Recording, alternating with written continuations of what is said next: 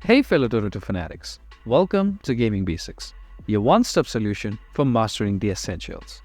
Let's dive in and level up together. In this video, I'm going to show you how to learn more about status effects in Dota 2.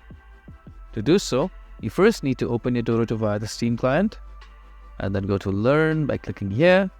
You're in Tier 1 right now, go to Tier 2 by clicking on this icon right here, like so.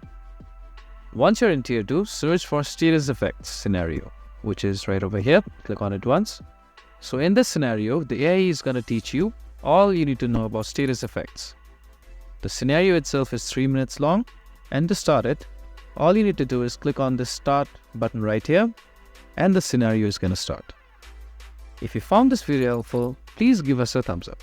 And if you have any questions for us, please feel free to mention us in the comment section down below. Also, don't forget to hit that subscribe button and ring the notification bell so you never miss out on our latest guides and tutorials.